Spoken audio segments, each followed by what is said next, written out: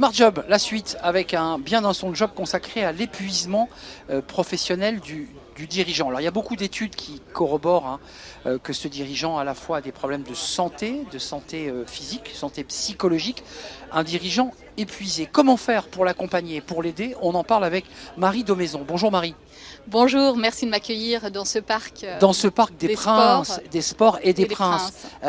Évidemment, qui est un lieu incroyable pour cette grande assemblée des entrepreneurs et entrepreneuses, évidemment. Directrice marketing, partenariat et prévention chez Aesio Mutuelle. D'abord, commençons par un sujet sur l'épuisement professionnel. De manière un peu générale, on a souvent tendance à penser que c'est un problème personnel, qu'on est mal organisé, que c'est un peu de la faute de l'individu. J'ai tendance à croire que vous dites pas tout à fait. Effectivement, on dit pas tout à fait, et l'épuisement professionnel n'est pas uniquement un sujet individuel, c'est avant tout un sujet d'organisation. On peut même considérer que l'énergie du dirigeant, c'est l'actif invisible de l'entreprise. Et ce point, il est très important. Et du coup, ce dirigeant a vraiment un point d'honneur à être en bonne santé, puisque aujourd'hui, quand on regarde l'étude IFOP, montre que 82% des dirigeants ont au moins un trouble physique et psychologique en 2025, quand on était à 59% en 2021. Il y a quoi s'interroger quand on sait que justement, c'est un actif invisible.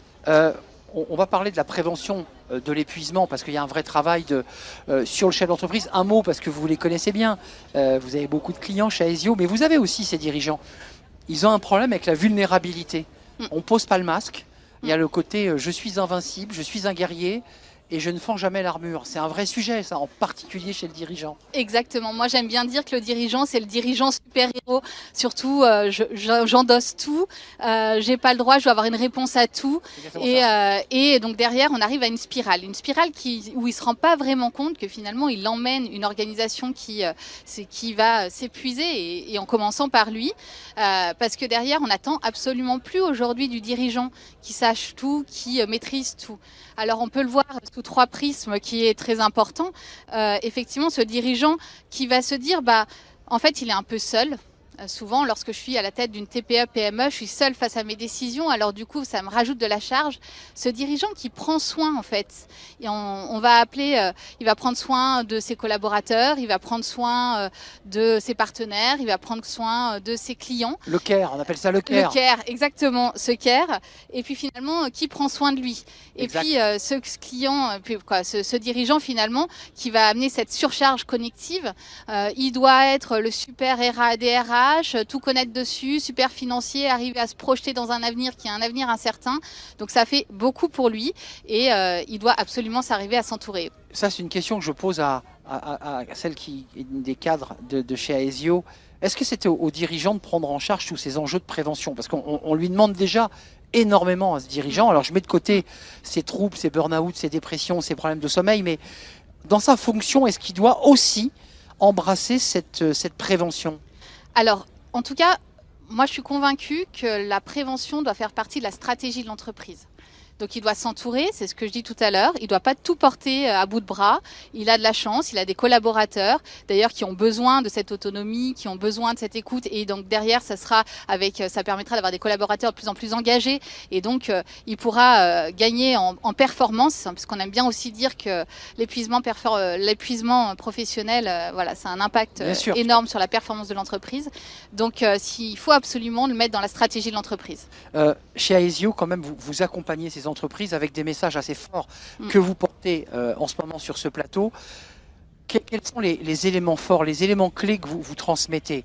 Prends le temps de fermer ton ordinateur, trouve des espaces de ressourcement, vous leur dites? En fait, je dirais, fais des risques des opportunités. C'est bien de parler de RPS, mais derrière, c'est pour en faire quoi? Si j'agis sur le RPS, c'est pour améliorer le bien-être et l'engagement de mes collaborateurs. Si derrière, je vais travailler sur l'épuisement professionnel, c'est important, c'est pour soutenir durablement cette performance aussi individuelle et collective.